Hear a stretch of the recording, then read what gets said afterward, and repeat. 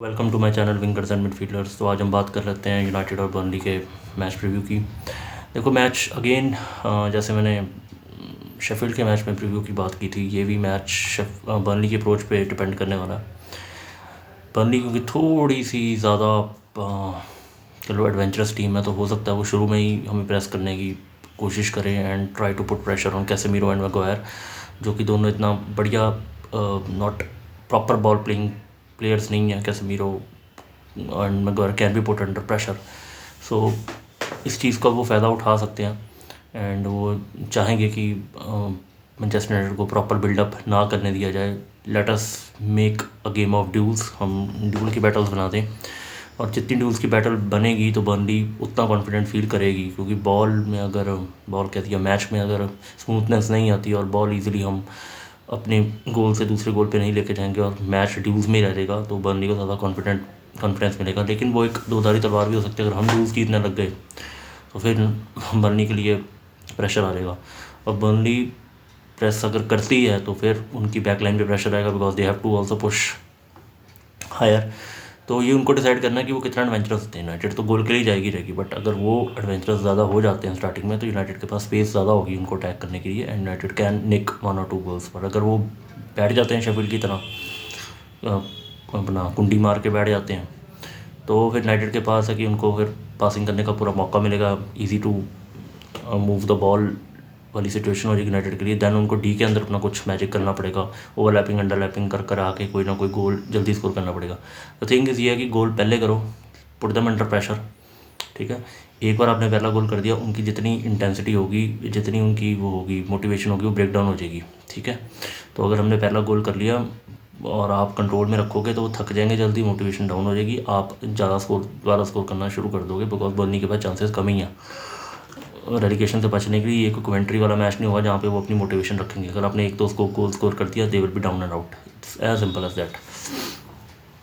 बस हमें ये ध्यान वही रखना है कि अपनी डिफेंसिव अवेयरनेस इंप्रूव करनी है, बेफालतू में फ्री किक्स ना दो, बेफालतू में पेनल्टीज़ मत दो, हैंड का अपना ध्यान रखो, ठीक है।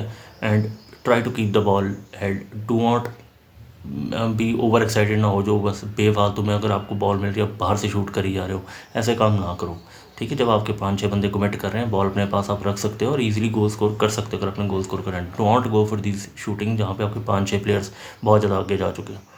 देन बर्नली का मौका मिल जाएगा हमारी पूरी फील्ड पे फैलने का, पूरी फील्ड में उनको खाली मिल जाएगी जगह और वो आराम से बॉल को लेके चले जाएंगे।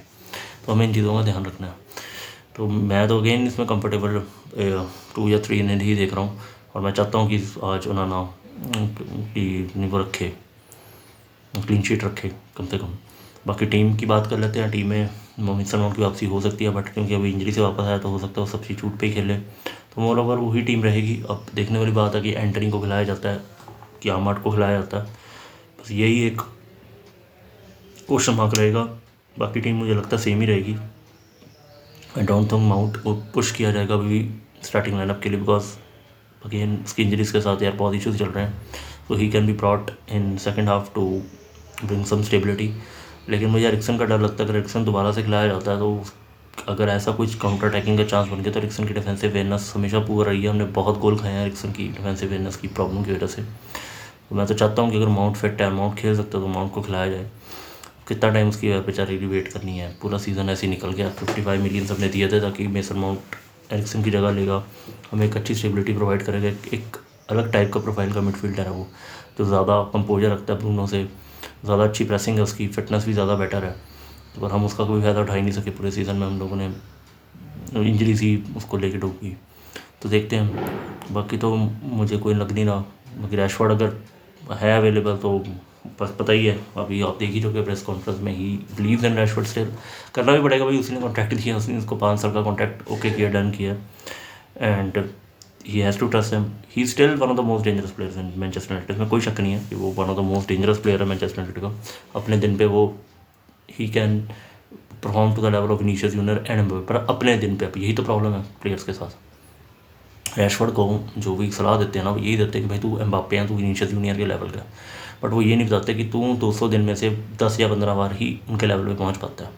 सबसे बड़ी फुटबॉल की प्लेयर्स की परेशानी होती है वो ये नहीं होती कि उनमें टैलेंट बहुत है, कंसिस्टेंसी की प्रॉब्लम होती है।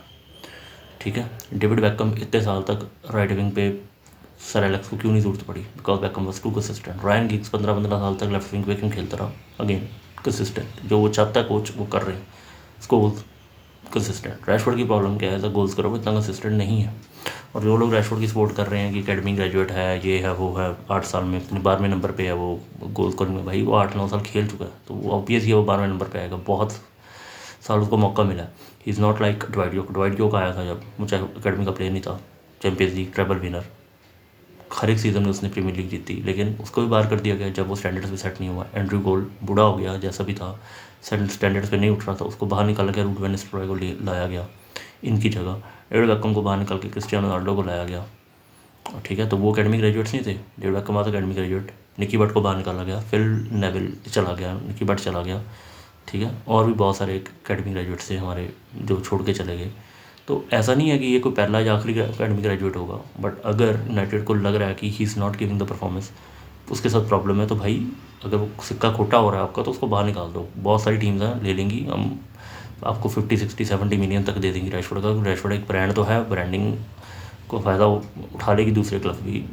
लेकिन अगर ये बंदा नहीं है स्टेबल माइंड में और आपको परफॉर्मेंसेस नहीं दे रहा, तो कोई फ़ायदा नहीं है यार। हमारे पास विंगर्स हैं जो much better as a team में परफॉर्म कर सकते हैं, not on the individual level. Quality Rashford इतनी नहीं होगी, बट आपको टीम को ज़्यादा फ़ायदा दे देंगे। एंड जब तक आपके पास ऐसे कोचेज़ आएंगे जो कि पोजिशनल सिस्टम पे खिलाते हैं, तो वो एक्सपेक्ट करेंगे कि इंडिविजुअल परफॉर्मेंस तो होगी, साथ में positional performance, movement of the ball, movement कितनी हार्ड वर्क कर रहा है वो भी बेटर हो। रैशफोर्ड सिर्फ एक ही चीज़ में सही लगता है कि उसकी इंडिविजुअल परफॉर्मेंस मच बेटर है, but he is not doing that much in other, किसी अदर फेसेस में इतना बढ़िया काम नहीं कर रहा। तो रैशफोर्ड को यार ये जो रोना धोना है ये बंद करना पड़ेगा। भाई तू ग्राउंड पे आ, परफॉर्मेंस दे, अपने आप लोगों का मुँह चुप हो जाएगा। भाग, थोड़ा रन कर, अपनी कुछ तो चेंज कर। भाई पुराना टाइम्स भी लेकर मैंने पिछले साल 30 गोल मार दे, मैं तो नहीं भागूंगा भाई। ये नहीं लोग आजकल देखते, लोग आपसे बेयर मिनिमम मांगते हैं कि भाई तू भागा। You are not Cristiano Ronaldo. वो क्रिस्टियानो रोनाल्डो वाला टाइम चला गया है। वो रोनाल्डो को कम दिया जाता था डिफेंसिव काम, बाकी सारे 10 प्लेयर कुत्तों की तरह भागते थे। भाई तुझे भागना पड़ेगा, कोई नहीं भागेगा तेरे लिए, तो रोनाल्डो तो है नहीं, ठीक है ना। जब रोनाल्डो नहीं है तो भाग, टैकल कर। और जो लोग ब्लेम कर रहे हैं ना, रैशफोर्ड का बहुत बड़ा रोल है इस साल हमारी चैंपियंस लीग क्वालिफिकेशन से बाहर होने का, चैंपियंस लीग से बाहर होने का। कोपेनहेगन वाले मैच में हम मस्त खेल रहे हैं, 2-0 की लीड है, कुछ नहीं करना था। उस बंदे को क्या माता चढ़ गई भाई, एक बार डिफेंड करने का सीधा ही पैर रख दिया, और जैसे ही हम बाहर हुए उस रेड कार्ड हुआ, उसके बाद हमें कवर नहीं कर पाया। वो कोपेनहेगन का मैच था, इसके बाद हमारी चैंपियंस लीग हम उससे रिकवर नहीं हो पाए। बिकॉज मुझे पता है कि अगर हम कोपेनहेगन से जीत जाते, हमने गैलाटासराय को भी हरा देना, बायर्न म्यूनिख को भी हमने टक्कर लेनी थी, उसने हमारी हवा निकाल दी। तो रैशफोर्ड भी उतना ही रिस्पॉन्सिबल है चैंपियंस लीग क्वालिफिकेशन में हमारे बाहर करने को जितना उन्होंने, तो ये भी याद रखो, ठीक है। तो यार ये इसको रंडी रोना ही कहते हैं, बंद करने पड़ेंगे। बहुत लोगों के साथ बहुत कुछ होता है, बैकम के साथ हुआ है 2 साल, वो डॉक्यूमेंट्री में देख लो, लोग उसकी फंदे चढ़ा रहे हैं, गालियाँ निकाल रहे हैं, सर एलेक्स ने उसको बूट मार दिया पर वो परफॉर्मेंस देता रहा। तो रैशफोर्ड को ये रोना बंद करना पड़ेगा। मुझे क्यों यूज़ कर रहे हैं, मुझे क्यों बोल रहे हैं, सारे बोलेंगे तुझे, सबसे ज़्यादा पैसे तुम आपको होता है, करता कुछ है नहीं, बोलेंगे लोग। लोगों को दिख रहा है कि भाई कोई फ़ायदा नहीं है तेरे पे इन्वेस्टमेंट करने का, और बाद में अगर तू बुढ़ा हो गया तो तू बेचेगा कहाँ पे, यहाँ पे तेरी पेंशन भी देनी पड़ेगी। तो इट्स गुड कि भाई अगर मौका मिलता है इसको बाहर निकाल लो, ठीक है। इससे पूछो भी तेरे क्या प्लान्स हैं, अगर ये प्लान्स भी नहीं है, if he doesn't feel then get him for some good bucks और आगे का सोचे, ठीक है जी। तो लिवरपूल ने भी कंफर्म कर दिया आर्ने स्लॉट को। तो हमने बात थोड़ी सी की थी अपने प्रीव्यू वाले मैच में कि स्लॉट की तरफ देख रहे थे। देखो यार ठीक है, लिवरपूल रिस्क लेना पड़ता है, मैनेजर्स हमेशा रिस्की होते हैं, टेन हाग भी एक रिस्की प्रपोजिशन था। अब आर्ने स्लॉट इतना बड़ा नाम नहीं है, वो एकदम से नहीं चढ़ा। टेन हाग को तो फिर बहुत ज़्यादा लाइमलाइट मिल गई थी because of that UCL run and absolute domination in Dutch league.